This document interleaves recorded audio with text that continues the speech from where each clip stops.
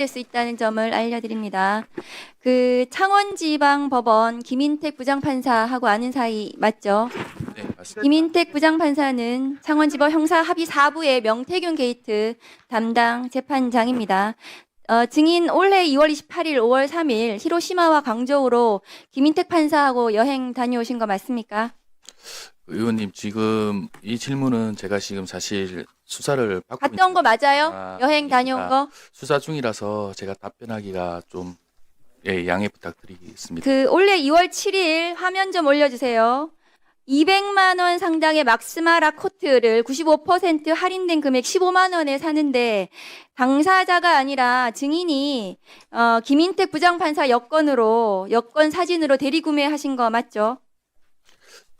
예, 이것도 지금 수사 화면 올려주세요. 진행되는 상황이라서 양해 부탁드리겠습니다. 그거 대리구매 해준 건 맞습니까?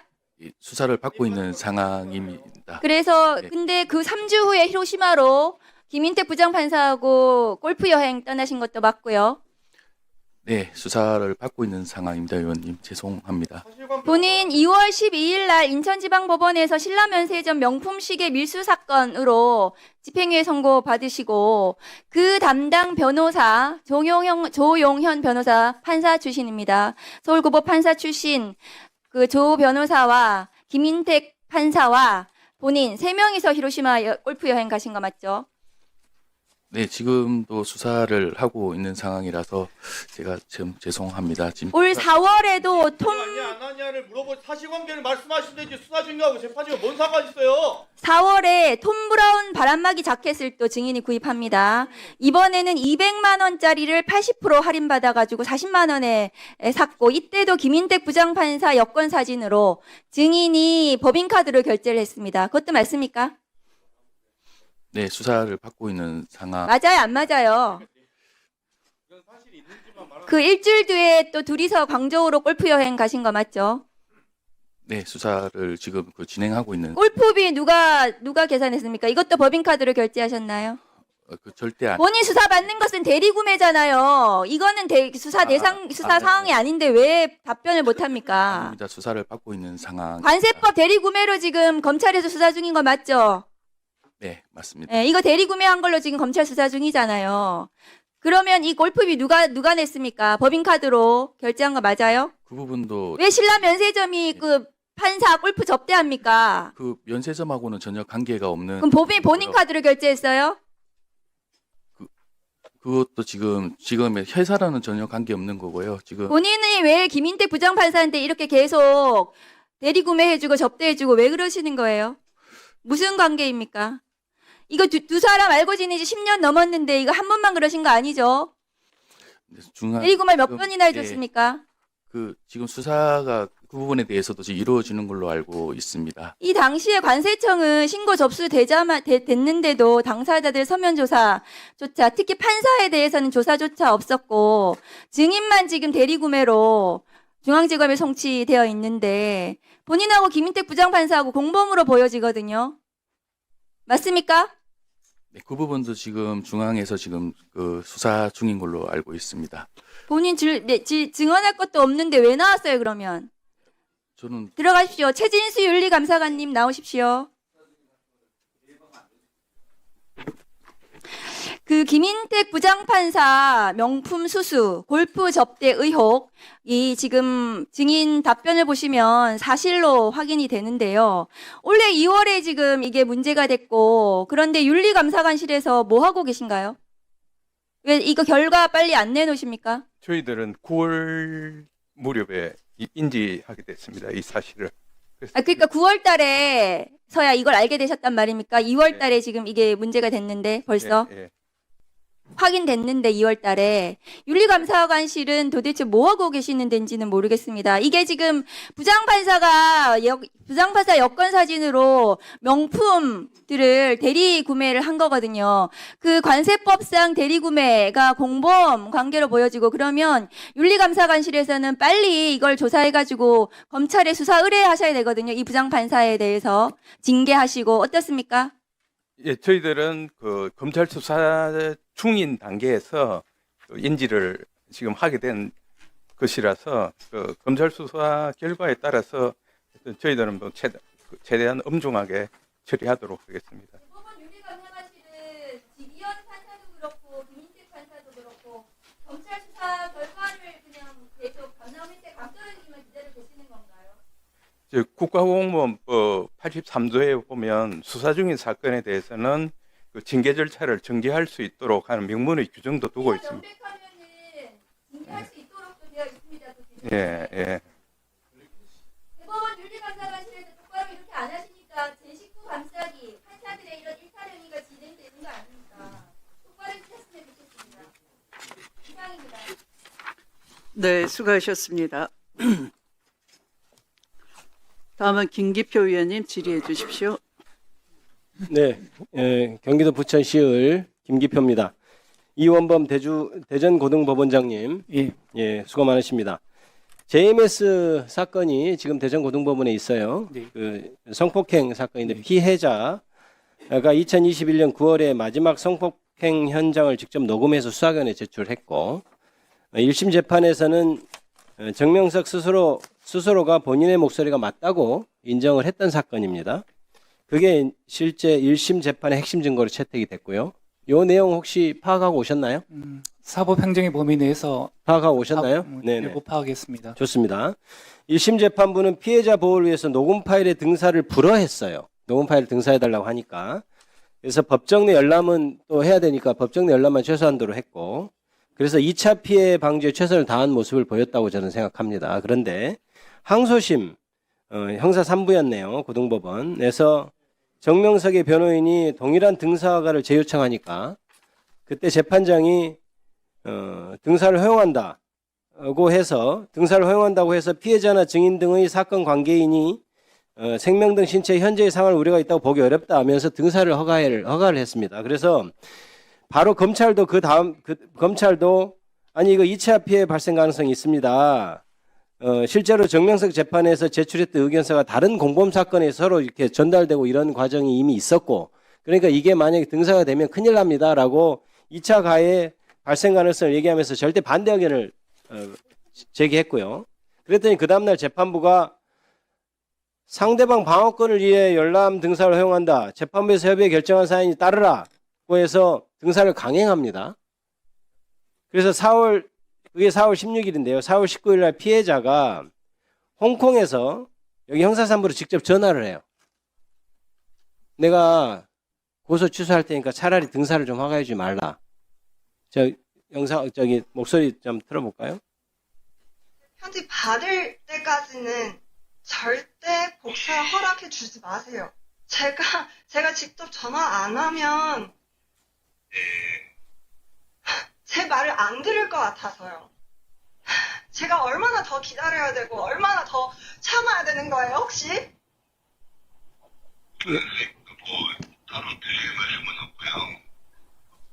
만약에 정말 그렇게 허락하면 제가 고소 취소할게요. 저 더 이상 안 할래요. 너무 힘들어요. 저도 제 삶을 살아야 되거든요. 자, 그래서 피해자 측 변호인도 진정선 어겨서 3차례나 제출해서 이거 철회해달라고 했어요. 이게 참 어이가 없는 것이, 그리고 또 검사가 이거에 대해서 항고도 제기하고 계속 극구 말리는 그런 노력들을 많이 하는데 결국 재판부가 정명석 변호인한테 해당 녹음 파일 등사를 해줍니다. 그래서 또 사설 감정기관 3곳에도 녹음 파일 감정을 허가를 해줬어요. 이게 이미 1심 과정에서 국가수 대검의 감정 결과 편집 조작 흔적이 없음으로 확인된 파일이었어요. 그런데 사감정을 허가를 해주고, 그런데 이후 어떻게 되냐? 등사 직후에 정명석 변호인이 JMS 신도들 사무실을 다 불러가지고 녹음 파일 들려주면서 이게 제3자 유출이 시작됩니다. 이런 일이 벌어졌는데, 그래서 지금 피해자는 어떤 일이 벌어지고 있냐? 허위 고소자라는 낙인과 함께 심각한 지금 정신적 피해를 입고 있는 사안이에요. 보십시오, 우리 법원장님. 이게 지금 열람만으로는 부족한가요? 자, 재판에서 좋습니다. 피고인이 부인하고 억울해한다고 칩시다. 그러면 이게 꼭 등사를 해줘야 그 억울함이 풀리는 사안입니까? 답변해 보십시오. 제가 파악하기로는 그 녹음 파일 자체에 대해서 아마 항소하면서 항소 이유로 삼았던 것 같습니다. 그 녹음 파일의 증거 능력을 주된 항소유로 삼고 그 항소인 측에서 주장한 바가 있어서 아마 항소유에 대한 심리가 필요한 상황에서 녹음 파일의 그 원본 동일성, 또 무결성 등의 쟁점을 피고인의 방어권의 차원에서 아마 그거는- 허가해 준 걸로 그렇게 그거는 제가 묻는 답변에 대한 답이 아닌 것 같습니다. 그것에 대해 논란이 될 수 있죠. 당연히 피고인 쪽에서 자기들이 억울하다고 하면 증거 능력 다투고 별 짓을 다 할 겁니다. 그런데 그 의견을 들어주는 방식이 반드시 등사였어야 하느냐는 겁니다. 1심에서는 등사를 허용하지 않았습니다. 1심에서는 이것을 증거 능력 인정해서 다 문제 없다고까지 한 사안이에요. 굳이 그럴 필요 있었을까요? 답변해 보시죠. 예, 그럼 적절성에 대해서 그 절차의 당부에 대해서 제가 구체적으로 답변을 드리는 거는 사법행정의 담당자로서는 좀 적절치 못한 측면이 있어서 양해를 구하고 말씀하신 바와 같은 그와 같은 녹음 파일의 복사로 인한 제2차 피해의 어떤 그런 부분에 대해서는 이번 사건을 계기로 그 가이드라인이나 그 밖의 사항에 대해서 아마 실무 연구회 등을 통해서 다시 한번 살펴보는 게 좋겠다는 생각은 하고 있습니다. 네. 네, 수고하셨습니다. 지금 방금 대전고등법원장님 답변이시죠? 예. 그게 왜 연구가 필요합니까? 형사소송법 절차에 의하면은 이 경우에는 법원이 직접 감정 의뢰할 수 있지 않습니까? 만약 수사기관인 이 국가수의 감정만으로는 피고인이 동의를 하지 못하겠다 그러면 법원이 감정인을 정해가지고 직권으로 할 수 있는 거죠. 근데 무슨 연구가 필요합니까? 왜 이걸 성폭력 피해자가 그렇게 호소하고 있는데 그걸 그 녹음 파일을 그대로 이 피고인 쪽 범행을 저지른 쪽에다가 어떻게 등사를 허용합니까? 피해자가 다 노출이 되게끔. 2차 가해잖아요, 이게. 재판하면서 2차 가해를 해버린 거 아닙니까? 근데 이게 무슨 연구가 필요합니까? 답변해 주시죠. 제가 구체적 사안이어서 구체적 사안은 아니고 지금 들어보니 그 경우에는 법원이 얼마든지 직권으로 감정인을 정해서 확인을 할 수 있는 사안이었는데 잘못된 것 같다 할 수 있는 거잖아요. 그렇게 하지 않습니까? 아마 법원장님은 재판 그렇게 하셨을 것 같은데요. 저도 그런 경험이 있고. 이상한 재판이잖아요. 다시 한번 살펴보겠습니다, 위원장님. 제대로 답변해 주시기 바랍니다. 박준태 위원님 질의해 주십시오. 예, 김기표 의원님 좋은 질의해 주셨습니다. 저도 동의합니다. 정책 질의하고 싶은데요. 지금 대한민국에 이거보다 더 중요한 사안이 없어서 제가 말씀드릴게요. 어제 민주당에서 자칭 법원 개혁 방안을 발표했습니다. 저는 사법 파괴 선언이라고 생각을 합니다. 법원의 민주당 의지대로 재편하려는 그런 시도가 있는데 이게 세 가지로 압축이 됩니다. 첫 번째 대법관 증원, 두 번째 내란 특별재판부 설치, 세 번째 사심제로 불리는 재판소원 도입입니다. 어제 지방법원 1일차 국정감사에서요. 법원장들께 제가 여쭤보니까 내란 특별재판부 설치는 위헌성이 짙어서 반대한다. 사심제는 사회적 약자에 대한 보호가 어려울 수 있고 비효율성 등의 문제가 있기 때문에 어렵다. 대법관 증원은 법원과의 협의가 필요하다는 답으로 요약이 됩니다. 그러니까 특별재판부와 사심제는 확실한 반대, 대법관 증언은 유보적인 태도로 해석을 했습니다. 이것이 공통적인 답변이었습니다. 그런데 어제 감사하는 도중에요, 여당 대표가 구체적인 대법관 증언 계획을 발표를 했습니다. 그러니까 그분들이 정말 곤혹스러워 하시더라고요. 그 당혹감이 느껴졌습니다. 왜 그렇습니까? 발표된 안에 보면 대법관은 기존 14명에서 26명까지로 증언을 하는데요. 4명씩 3년에 걸쳐서 추가 임명해서 26명을 채우겠다는 겁니다. 그러면 이재명 정부 끝나면 26명의 대법관 중에서 22명이 이재명 대통령이 임명한 법관이 되는 겁니다. 민주당의 이 구상이 정확하게 베네수엘라 모델이에요. 여기 오셨으니까요. 지금 국회는 민주당의 압도적인 의석으로 모든 의사결정을 장악하고 있고요. 일방적으로 법을 바꿔가지고 대통령 무죄 만들고 민주당 세상 만들려고 협치를 벌인다 이런 비판을 받아가면서도 모든 법을 일방적으로 처리하고 있습니다. 우리 법사위 보세요. 그 법을 처리하는 과정에서 조금이라도 불편할까봐, 시간이라도 늦어질까봐, 수기 과정에서 국민들이 더 많이 진실을 알게 될까봐 간사위원도 선임해주지 않는 겁니다. 이것이 건강한 민주주의라고 볼 수 있겠습니까? 그에 더해서 여러분들이 이재명 대통령 재판 중단하니까 더더욱 기세가 올라가지고 정말 하고 싶은 대로 하는 겁니다. 그렇게 허무하게 법원이 정부 여당의 입맛에 맞게 무너져가는 겁니다. 법원장님들, 민주당은 고개 숙인다고 멈추지 않습니다. 심우정 검찰총장도 스스로 그만두겠다고 했다가 지금 수사받고 있지 않습니까?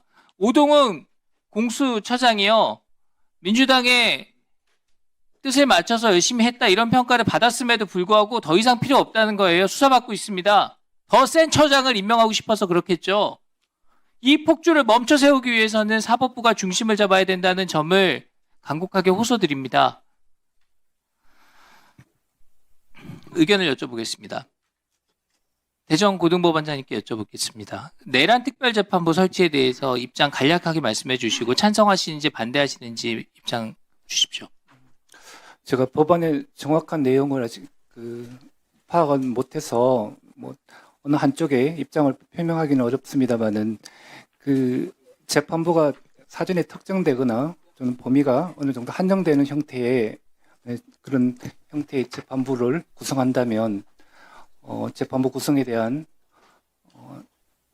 헌법적 독립성이 훼손될 수 있다 이렇게 이해하면 되겠습니까? 가능할 수도 있다고 생각합니다. 지경 판사가 하고 있는 내란 재판에 대해서 못 믿겠다는 겁니다. 뺏어서 새로운 재판부 구성해서 거기서 처리하겠다는 겁니다. 그래서 지기현 판사 그렇게 나쁜 판사다 이렇게 정치적으로 몰아가고 있는 겁니다. 그런 부분에 대해서 사법부가 목소리 내주셔야죠. 그래야 법관의 독립이 지켜지고 사법부가 바로 쓰고 이 나라 질서를 바로 잡아주셔야 법치도 민주주의도 지켜지는 거 아닙니까? 대구 고등법원장님께 여쭤볼게요. 사심제 도입에 대한 찬반 의견 간단히 주시기 바랍니다. 예, 헌법상 사법권은 최고법원인 대법원과 각급 법원에 기속된다는 규정에 위반될 소지가 있다고 생각합니다. 고맙습니다. 법원의 맹성을 촉구합니다. 그리고 간곡히 호소드립니다. 사법부가 지금 대한민국 법치와 민주주의를 지키는 최후의 보루로서 역할을 해주셔야 됩니다. 정의로운 법관들이 나서서 이제라도 목소리 내주셔야 되고 법관으로 목소리 내는 게 어려우시면 권력자에 대한 재판 재개를 통해서 그 목소리를 표현해 주시기 바랍니다. 네, 수고하셨습니다. 다음은 이성윤 의원님 질의해 주십시오. 예, 전주울 출신 이성윤입니다. 대전고등법원장님, 내란재단 재판부가 이원입니까? 위원 이해야 이제 말씀하십시오. 이원입니까? 위원에 대한 의문 제기는 가능하리라고. 아니, 법관에 의해서, 대법원장 임명한 법관에 의해서 내란 사건에 대해서 100여 명 넘는 피고인에 대해서 대법원에서 법관으로 구성된 전담 재판부를 만들어서 재판하겠다는 것이 이원입니까? 전담 재판부의 구성 내용에 따라서 자, 대구고등법원장님, 방금 웃으시면서 답변하셨는데 제 재판소 내용 알고 계세요? 법안 보셨습니까? 언론 보도를 통해서 아니, 보셨냐고요? 내용 말씀해 내용이 뭡니까? 확정 판결에 대해서 30일 내에 아니, 구체적으로 말씀해 어떤 것을 재판소로 대상이 되고 있습니까? 헌법과 법률에 위반된 판결에 대해서 아니, 그 내용 보셨냐고요? 말씀해 보시라고요. 아니, 정확히 아시고 말씀하셔야 됩니다. 헌법과 법률에 명백히 위반한 판결이라든가 그렇게 해서 국민의 그 기본권을 침해했을 때 한정적으로 재판소로 하자는 겁니다. 그게 뭐가 이원입니까? 원장님, 내용을 아시고 말씀하세요. 법안 좀 보셨습니까? 언론 보도를 통해서 확인. 언론 보도 가지고 법안을 보셨냐고요. 법안을 보지 않았습니다. 보시고 말씀하셔야죠. 자, 광주고등법원장님.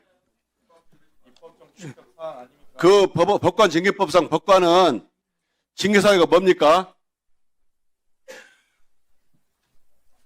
아세요? 의무유지 위반이나 또는 예? 성실 의무 등이 아니, 징계 종류를 말씀해 보세요. 징계 종류는 정직과 감봉 등이 있는 거죠. 최대 정직까지밖에 없는 거죠. 일반 공무원은 파면, 해임이 가능한데 법관은 견책, 감복, 정직밖에 없습니다. 맞죠? 최근에 법관 징계 아시죠? 보니까 일반 공무원이라면 대부분 다 파면됐을 법관들이 최대 정직 6개월이 대부분 정직입니다. 이게 법관징계법이 법관의 성역을 만들었습니다. 그러다 보니까 지기현 판사는 술을 마셔도 대법원 윤리감사관실은 지기현 판사 얘기만 듣고 혐의 없다 하고 거기에 대해서 공수처가 영장을 청구하니까 공수처 영장은 또 기각합니다. 이래서 법원이 성역이라는 얘기를 듣고 국민들로부터 점점 멀어지는 겁니다. 자, 전주지방법원장님. 정원들도 서주시죠. 아까 보시다시피 최근 5년간 성비, 음주운전, 징계 사건 보셨지만 최근에 그 성매매 사건으로 징계를 받은 이호 판사가 전주지방법을 근무하고 있죠. 성매매. 모르십니까? 예, 제가 전주지방법원에 이태희 판사 근무 안 합니까? 예, 있습니다. 지금도 근무하고 있습니까? 예, 그렇습니다. 이런 법관이 성매매 사건의 재판을 맡게 된다면 그 재판을 받는 당사자들이 재판을 신뢰할 수 있겠습니까? 예, 지금 민사 재판을 맡고 있는 걸로 알고 있습니다. 원장님. 예. 또 공수처의 뇌물수수 혐의로 고발된 전주지방법 김모 판사가 지금 압수수색까지 받은 적 있죠? 예, 알고 있습니다. 370만 원 정도의 금품을 받았다는데 지금 현재 재판하고 있습니까? 예, 지금 재판 담당하고 있습니다. 이 판사가 법관이 재판하고 있다면 관련 피고인들이 제대로 그 재판을 신뢰할까요? 예, 아직 지금 수사 중에 있고요. 그 혐의가 아직 밝혀지지 않고 있고, 그다음에 본인은 지금 완강에 불구하고 있는 상태에서 지금 당장 저희가 조치를 취할 정도는 아니어서 지금 그대로 재판을 맡고 있습니다. 예, 제주지방법원장님. 제주지법 판사 3명이 낮술하고 행패를 부르다가 경찰이 출동하는 일이 벌어졌습니다. 더군다나 이 판사들은 룸사롱 접대를 받고 사법거래 했다는 의혹까지 받고 있어요. 그런데 이 판사가 방청인들에게 한 폭언이 전 국민적인 분노를 샀습니다. 이 시간부터 방청인들은 어떤 소리도 하지 마라, 움직이지 마라, 한탄도 하지 마라, 방해도 하지 마라, 한숨도 쓰지 마라, 오직 눈으로 봐라. 이거를 어길 경우에 바로 이 자리에서 구속시키겠다. 이게 대한민국의 법원 판사입니까?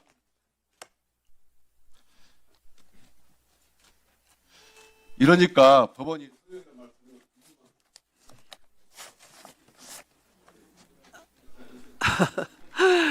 진행에 협조해 주시기 바랍니다. 다음에 이성윤 위원님 죄송하지만 다음 보충 질의 때 해주시기 바랍니다. 자, 증인에 대한 신문은 보충 질의 때 이어지도록 하겠습니다. 네, 송석준 위원님. 제주지방법원장님 잠깐 좀 나와주시겠습니까? 네. 예, 국선 전담 변호사라고 있죠.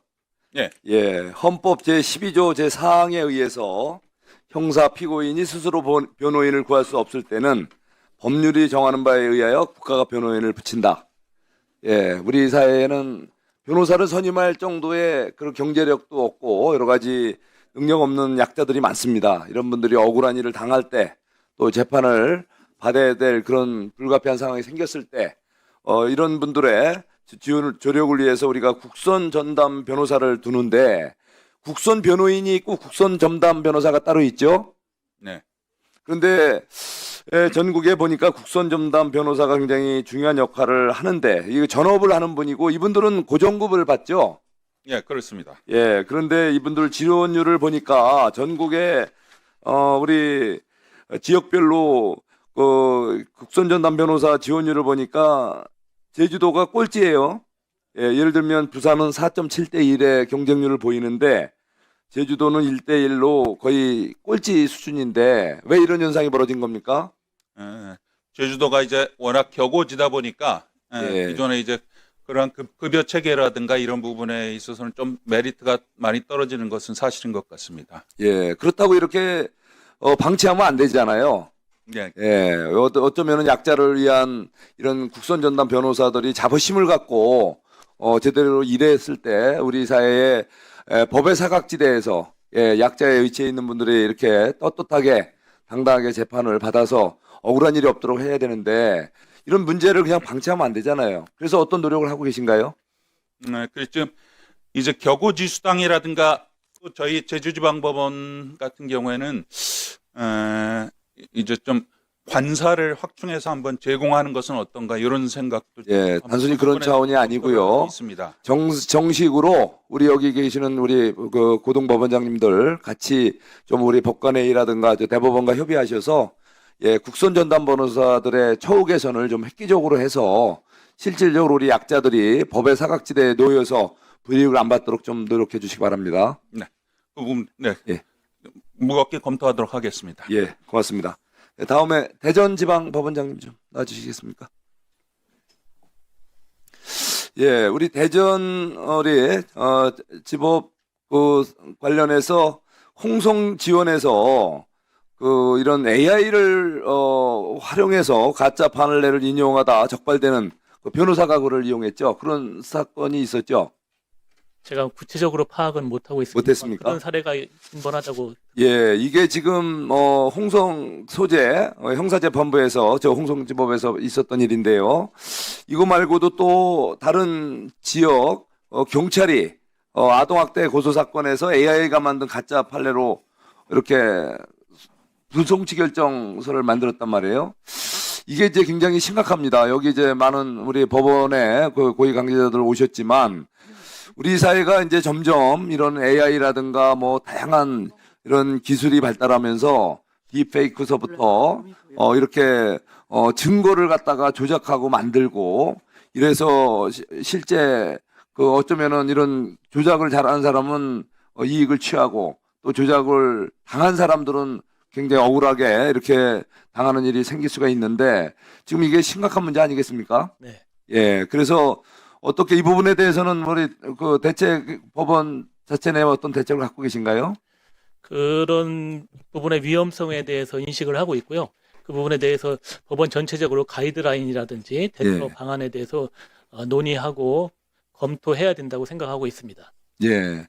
그래서 우선 일선에서 여러 가지 형태의 이제 범죄들이 이미 이루어지고 있거나 앞으로 이루어질 가능성이 높을 텐데 그래서 여러 가지 현재 그런 기존 상황들을 잘 분석하셔서 이것도 역시 대법원과 같이 AI로 인한 여러 가지 문제 가짜 이런 증거 자료라든가 이런 거에 대한 대응을 확실히 해줘야 될 것 같고요. 이런 것도 식별해낼 수 있는 그런 어떤 장비라든가 여러 가지 프로그램도 같이 개발할 필요가 있고요.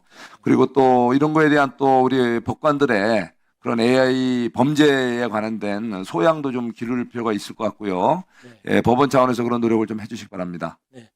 충분히 검토해 보겠습니다. 예. 네.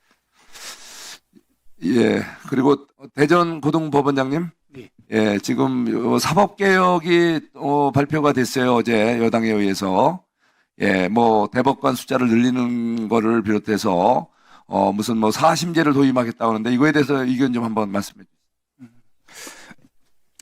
사실 저희들이 그 법안의 구체적 내용을 정확하게 제가 언론 보도를 통해서만 보았기 때문에 그 정확한 내용이 파악 전 단계에서 구체적 말씀을 드리기는 어렵고 법원 구성원들 특히 일반 판사들 포함해서 다만 이러한 여러 가지 사법개혁 논의들이 그러니까 법안들이 뭐 충분한 수기 과정을 거치고 공론화를 통해서 많은 이해관계인들의 의견 수렴 절차를 좀 가능한 범위 내에서 확장시켜 주셨으면 어떨까 하는 그런 바람을 갖고 있습니다. 기본적으로는 헌법 개정과 같이 사법체계 전반에 대한 구조, 조정이 필요하지 않겠습니까? 예, 그 부분 포함해서 학업심도 좀 강화할 수 있는 네, 정리해 법안- 주십시오. 송석준 의원님 정리해 주십시오. 수고하셨습니다. 다음은 장경태 위원님 질의 순서입니다. 대구법원장님 질문드리겠습니다. 예, 법관 증언에 대해서는 동의하세요? 예, 동의합니다. 예. 보통 법원행정처에서도 저희가 법안 소위를 하다 보면 이 입법정책적 사안이다라고 합니다. 그런데 저희가 구체적 재판에 대해서 관여하지 않듯 입법권에 대해서 말씀하실 때는 상당히 저는 신중해 하셔야 된다고 생각하는데 동의하십니까? 예, 잘 알겠습니다. 예.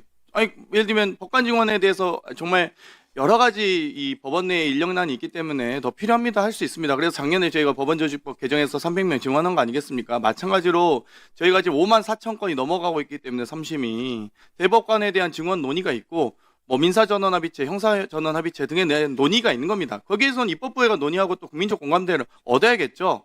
근데 거기에 대해서 법원장이 덜컥대고 입장을 말씀하시면 정치를 하신 겁니다. 지금 입법정책적 사안에 대한 입장을 내시는 거예요. 법원행정처에서도 그렇게 답변하지 않습니다. 근데 지금 대구고법원장께서 말씀하실 때 좀 더 신중해 주셨으면 좋겠다는 요청을 드리고 싶습니다. 이해하시겠습니까? 예, 잘 이해하겠습니다. 제주 법원장님 앞으로 나와주세요.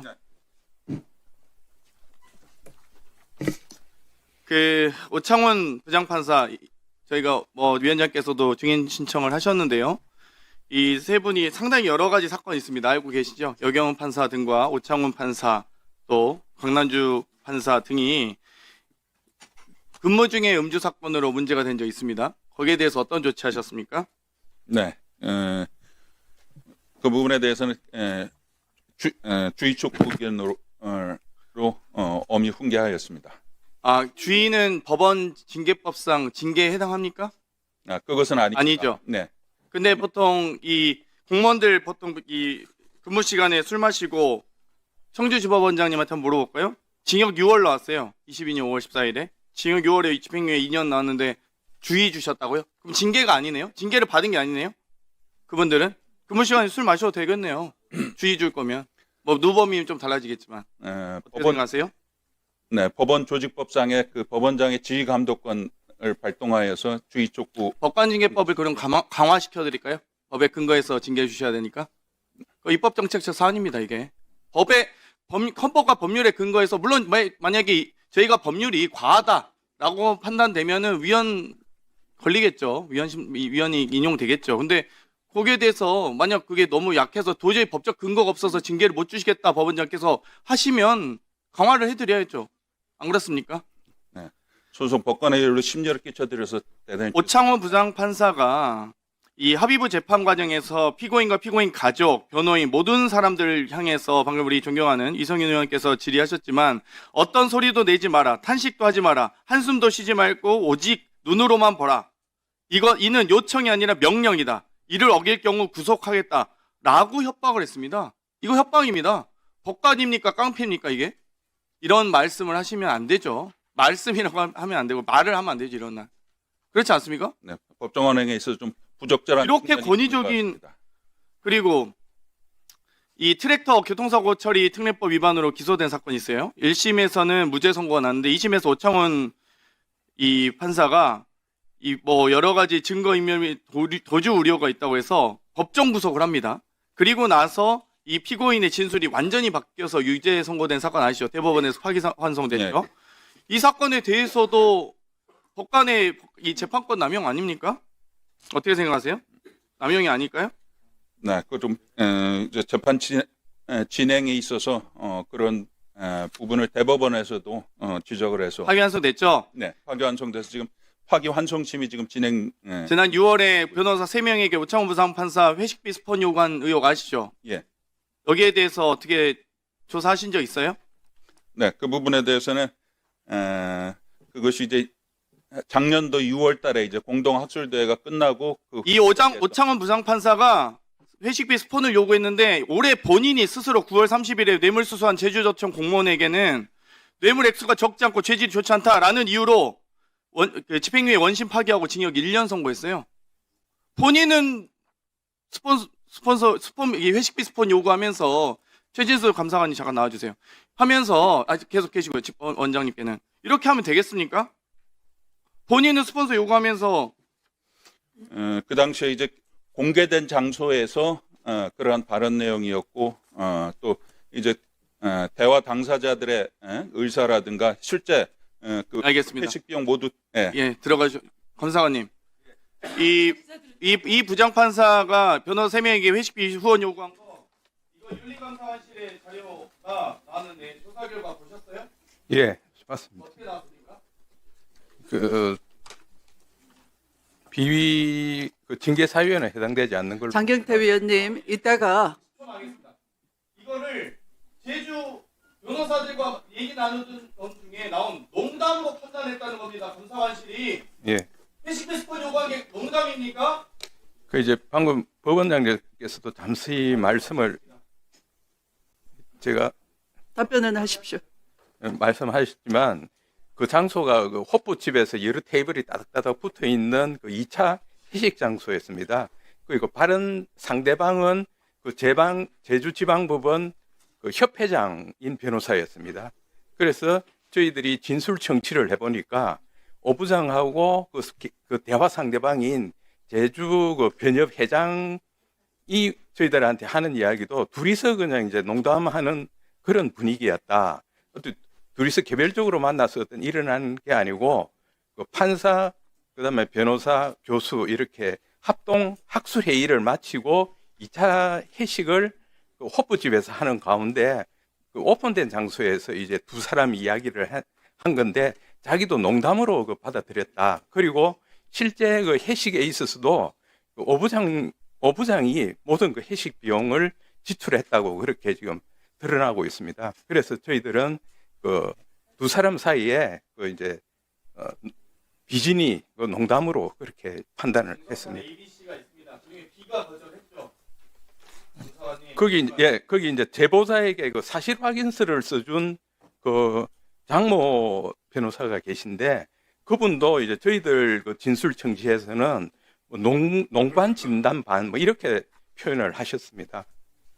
그래서 예. 아니 그리고 지금 이 회식의 네. 성격 자체 됐습니다. 들어가십시오. 한마디만 좀. 네. 들어가십시오. 다음은